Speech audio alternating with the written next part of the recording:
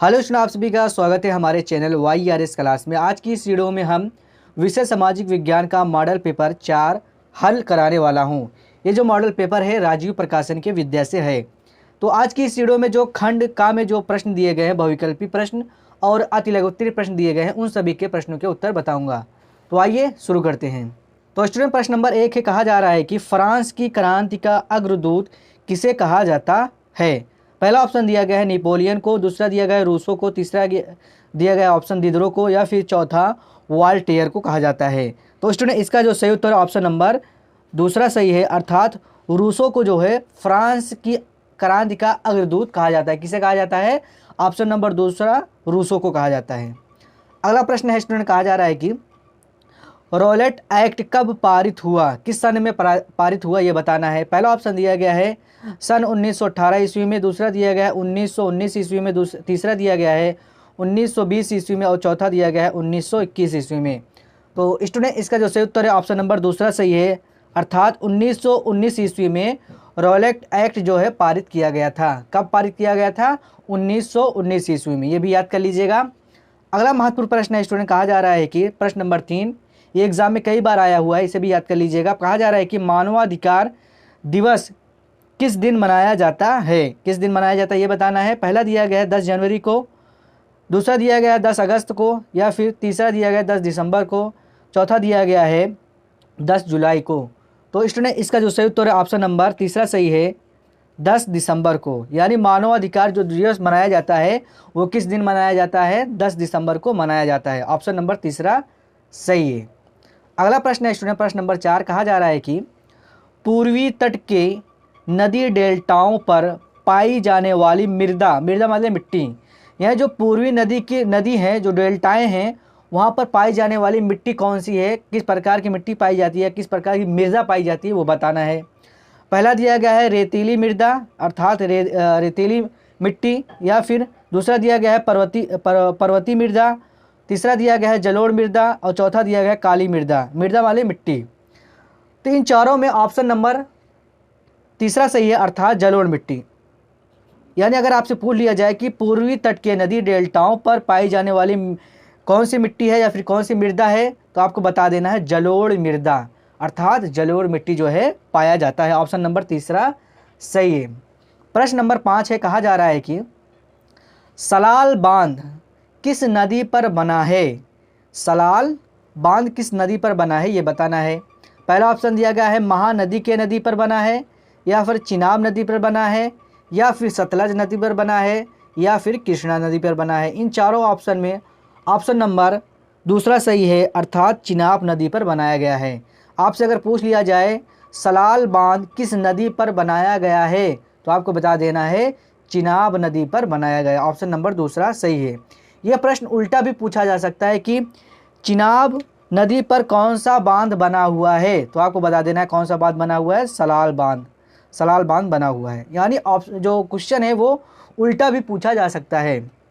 प्रश्न नंबर 6, कहा जा रहा है कि देश के कुल विद्युत उत्पादन में जल विद्युत का योगदान कितने प्रतिशत है। यानी जो देश में कुल विद्युत होता है, जो बिजली उत्पादन होता है, उसमें जो जल विद्युत का योगदान कितने प्रतिशत है वो बताना है। पहला ऑप्शन दिया गया है 18%, दूसरा ऑप्शन दिया गया है 20%, तीसरा दिया गया है 22% और चौथा दिया गया है 25%। तो स्टूडेंट, इसका जो सही उत्तर ऑप्शन नंबर तीसरा सही है, 22%। यानी देश के कुल विद्युत उत्पादन में जो जल विद्युत है उसका योगदान कितना है? 22% है। ऑप्शन नंबर तीसरा सही है। तो स्टूडेंट, ये थे बहुविकल्पी प्रश्न। हमने आप लोगों को प्रश्न 1, 2, 3, 4 और 5 और 6 प्रश्न बहुविकल्पी दिए गए थे, तो हमने बता दिए, इन सभी याद कर लीजिएगा। अब आ जाते हैं अति लघुत्तरीय प्रश्न के ऊपर। अति लघुत्तरीय प्रश्न में दिया गया है, पहला प्रश्न है फ्रांस की क्रांति के 2 परिणाम बताइए, 2 नंबर का प्रश्न। आगे प्रश्न है आयात शुल्क से क्या आशय है, ये भी 2 नंबर का प्रश्न है। और अगला प्रश्न है संसाधनों की प्रमुख विशेषताएं क्या है, ये भी 2 नंबर का प्रश्न है। आइए इन सभी का उत्तर जानते हैं। पहला प्रश्न है फ्रांस की क्रांति के 2 परिणाम बताइए, तो आइए इसका उत्तर देखते हैं। तो स्टूडेंट प्रश्न हमसे कहा जा रहा है कि फ्रांस की क्रांति की 2 परिणाम बताइए। ये प्रश्न एग्जाम में 2020 में भी आया हुआ है, आने वाली परीक्षा में भी आ सकता है। तो उत्तर में हम लिखेंगे, सबसे पहले हम ये लिखेंगे कि फ्रांस की क्रांति के 2 परिणाम निम्नलिखित हैं। उसके बाद नीचे हम लिखेंगे नंबर 1, नंबर 2। नंबर 1 में हम लिखेंगे फ्रांस से निरंकुश राजतंत्र का अंत हो गया। क्रांति ने समानता, स्वतंत्रता तथा भ्रातृत्व की भावना, ये नंबर 1 में हम लिखेंगे। उसके बाद नंबर 2 डालेंगे। नंबर 2 में हम लिखेंगे न्याय व्यवस्था का पुनर्गठन हुआ और पूरे देश में समान कानून सहित को लागू किया गया। तो ये इस तरह से अगर आप लिखेंगे तो आपको 2 नंबर पूरा मिल जाएगा। प्रश्न था कि फ्रांस की क्रांति की 2 परिणाम बताइए, तो आपको नंबर 1, नंबर 2 इस तरह से लिख देना है। अगला प्रश्न है, कहा जा रहा है कि आयात शुल्क से क्या आशय है, या फिर इस तरह से पूछे कि आयात शुल्क से आप क्या समझते हैं। तो इसका उत्तर आइए देखते हैं हम। तो स्टूडेंट इसका उत्तर हम इस तरह से लिखेंगे, किसी दूसरे देश से आयात की जाने वाली वस्तु पर लगाया जाने वाला शुल्क आयात शुल्क कहलाता है। यह कर उस सीमा पर, बंदरगाह पर या हवाई अड्डे पर लगता है जहां से वह चीज़ देश में आती है। आयात शुल्क मतलब होता है टैक्स लगना। कोई भी चीज़ जो है जब एक देश से दूसरे देश में आती है तो वहाँ पर टैक्स लगता है। वही चीज़ यहाँ पे डिस्कस किया जा रहा है कि किसी दूसरे देश से आयात की जाने वाली वस्तु पर लगाया जाने वाला शुल्क मतलब टैक्स को क्या कहा जाता है, आयात शुल्क कहलाता है। यह कर उस सीमा पर या बंदरगाह पर या हवाई अड्डे पर लगता है जहाँ से वह चीज़ देश में आती है। ये इस तरह से उत्तर ये कंप्लीट हो जाएगा। अगला प्रश्न है स्टूडेंट, कहा जा रहा है कि संसाधनों की प्रमुख विशेषताएं क्या है। आइए इसका उत्तर देखते हैं।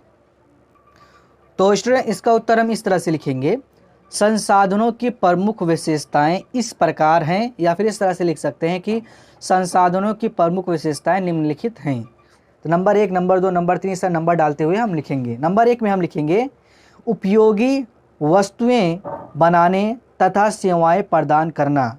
ये पहला हो गया, किसकी विशेषता हो गया, संसाधन की पहली विशेषता हो गया। नंबर 2 में लिखेंगे मानवीय प्रयास, ये दूसरा हो गया। तीसरे में हम लिखेंगे विज्ञान तथा प्रौद्योगिकी का विकास, ये तीसरे नंबर में लिखेंगे। उसके बाद चौथे में हम लिखेंगे भावी उपयोगिता, और 5वें में लिखेंगे सीमित मात्रा। तो ये 5 जो विशेषताएं हैं, ये किसकी विशेषताएं हैं, संसाधनों की प्रमुख विशेषताएं हैं। 5 दिया गया, अगर आप जो है एग्ज़ाम में ये प्रश्न आ जाता है 3 या 4 लिख देंगे तब भी चलेगा, मतलब तीन पर जो है इसका 3 विशेषताएं तो ज़रूर लिखिएगा। तो ये इस तरह से उत्तर कंप्लीट हो जाएगा। तो स्टूडेंट हमने जो है अति लघुत्तरी में जितने भी प्रश्न दिए गए थे, अर्थात 3 प्रश्न दिए गए, इसका उत्तर बता दिया, और जो बहुविकल्पी प्रश्न दिए गए थे इसका उत्तर हमने अच्छे से बता दिया है। सभी का उत्तर जो है आप लोग जो है प्रश्न के उत्तर जो है अच्छे से कॉपी में लिख लीजिएगा और अच्छे से सभी प्रश्नों को याद कर लीजिएगा, क्योंकि ये सभी प्रश्न जो हमने बताए हैं ये एग्ज़ाम में पूछे गए हैं, महत्वपूर्ण आ सकता है आने वाली परीक्षा में।